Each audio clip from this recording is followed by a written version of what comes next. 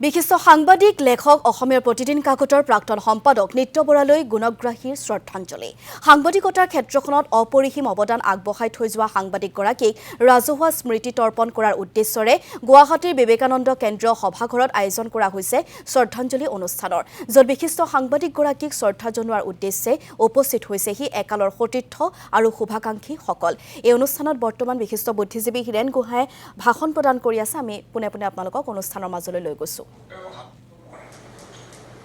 কিন্তু তেওঁৰ যি সম্পাদকীয় পৃষ্ঠা সেইটো তেওঁ একেবাৰে নিজৰ কৰি ৰাখিছিল সকলো ধৰণৰ মতামত তাত প্ৰকাশ কৰিছিল আনকি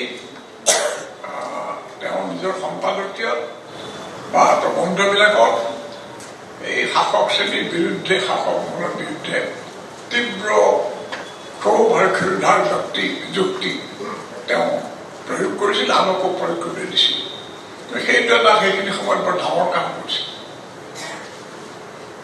কাৰণ বেছিভাগ সময়ত মানে মানুহৰ ভয়তে নিমজ হৈ গৈছে তেতিয়া গতিকে এইখিনি সময়ত এটা আশাৰ আলোক জ্বলাই ৰাখিব পৰাটো আশাৰ বন্তি এইটো কম ডাঙৰ কথা নাছিল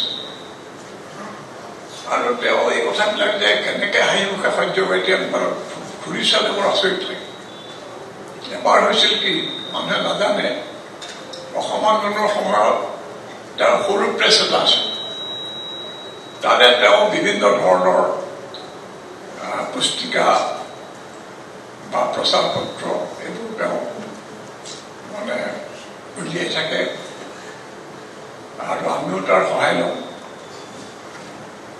এবাৰ পঞ্চৱতীৰ ওচৰত তেওঁৰ সেই প্ৰেছটো আছিল মোৰ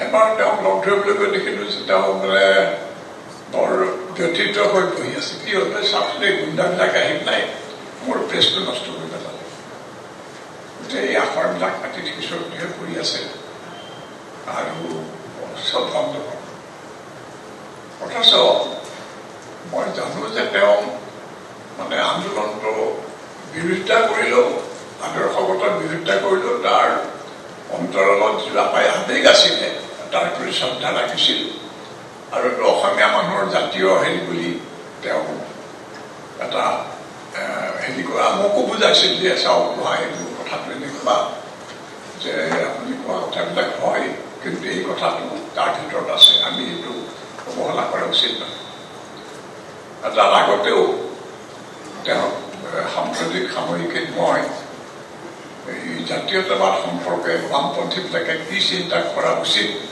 সেইধৰণে এলানি প্ৰবন্ধ লিখিছিলোঁ তেওঁলোকৰ সংস্পৰ্শত আহি পেলাই গতিকে সেই মানুহজনৰ যিটো আদৰ্শ আজি আমি তেওঁক যদি ফুল মালাৰে তেওঁক স্মৰণ কৰি ভাবোঁ যে তেওঁৰ কাম শেষ হ'ল আৰু তেওঁ কৰি থৈ গ'ল গতিকে আমাৰ এতিয়া কৰিবলগীয়া একো কাম নাই সেইটো কিন্তু ডাঙৰ ভুল তেওঁ যিটো আদৰ্শৰ কাৰণে আজীৱন যুঁজি গ'ল বহুত কষ্ট পালে বহুত মানুহে নাজানিলেও কথাবিলাক তেওঁ হাঁহি মুখে সকলো সহ্য কৰে সেই মানুহজনে যিবোৰ কাম কৰি গ'ল যিবোৰ আধৰুৱা হৈ আছে আচলতে সেইবোৰ কাম যদি আমি সম্পূৰ্ণ কৰিব পাৰোঁ আমি তেওঁৰ আধৰুৱা কাম আমি নিজে কান্ধত তুলি লৈ কৰি যাব পাৰোঁ তেহে তেওঁৰ প্ৰতি শ্ৰদ্ধা নিবেদন কৰা এনেই মেল মিটিং পাতি শ্ৰদ্ধা নিবেদন কৰাৰ অৰ্থ নাই তেতিয়াহ'লে এদিন মানুহে তেওঁক পাহৰি যাব কিন্তু যদি তেওঁ যিটো ভাৱধাৰাৰে কাম কৰিছিল সেইটো যদি জীয়াই ৰাখিব পাৰোঁ তেতিয়াহ'লে পৰা মানুহে স্মৰণ কৰিব ভৱিষ্যত মই ভাবোঁ যে এইকাৰণে নৃত্য কৰা যিবোৰ আদৰ্শ আমি আকৌ চকুৰ সংকুলাই নিব লাগে আনিব পাৰোঁ অনা উচিত তেওঁ যেতিয়া মই যেতিয়া তেওঁক লগ পাওঁ তেতিয়া মানে গোটেই অসমত আচলতে নক্সালপন্থী চিন্তাৰ যথেষ্ট প্ৰভাৱ আছে সমাজখন মানে একেবাৰে তেতিয়া স্থবিৰ হৈ পৰিছিল ল'ৰা ছোৱালীৰ চাকৰি নাছিলে মই যোৰহাটলৈ এবাৰ ফুৰিবলৈ যাওঁতে কিন্তু ঘৰে ঘৰে ডেকা ল'ৰাবিলাকে এন্ধাৰ মুখৰে বহি আছে, কাম বন নাই। আৰু সেই সময়ত আমাৰ এটা অদ্ভুত ঘটনা ঘটিছিল যে মই তেতিয়া গুৱাহাটীত নাই শুনিছোঁ যে গুৱাহাটী ইউনিভাৰ্চিটি কনভকেশ্যন হৈছে আৰু তেতিয়াতো মানে ছাত্ৰ ছাত্ৰীগণ তাতেই বিলাই দিয়া হয় BA আৰু MA ডিগ্ৰী চাৰ্টিফিকেট। ল'ৰাবিলাক আহিছে বিশেষকৈ চাৰ্টিফিকেটখন লৈছে, চেঞ্চেলৰক নমস্কাৰ কৰি ফাটি মাটিত দলিয়াই দিছে। এইবোৰ আমাৰ কোনো কামত অহা নাই, এনেকুৱা হতাশা। গতিকে তাৰ পৰা পৰিত্ৰাণৰ কাৰণে যেতিয়া নক্সালবাদী আন্দোলনৰ হেৰি আহিল বংগদেশৰ পৰা, আমাৰ ডেকা ল'ৰা ছোৱালীবিলাক ডেকাবিলাক বিশেষকৈ যথেষ্ট অনুপ্ৰাণিত হ'ল আৰু নাটক গল্প কবিতা তাৰ এটা আচলতে উদ্গীৰণৰ ধৰণৰ ঘটনা ঘটিছে। আৰু মই সেইটোৱে ভাবিছিলোঁ, আজিও ভাবোঁ যে সেইটো এটা হঠকাৰী আন্দোলন আছিল, যদিও তাৰ মাজত যুৱ সমাজৰ যিটো প্ৰেৰণা, তেওঁলোকৰ উৎসাহ উদ্দীপনা ব্যাপকভাৱে প্ৰকাশ পাইছে। অসমীয়া কবিতাত তাৰ স্বাক্ষৰ আছে, গল্পতো আছে। গতিকে সেই সময়ত মই বিদ্ৰোহক লগ পাইছিলোঁ। আৰু আনহাতে আকৌ CPM দল এটা আছিল, বামপন্থী দল।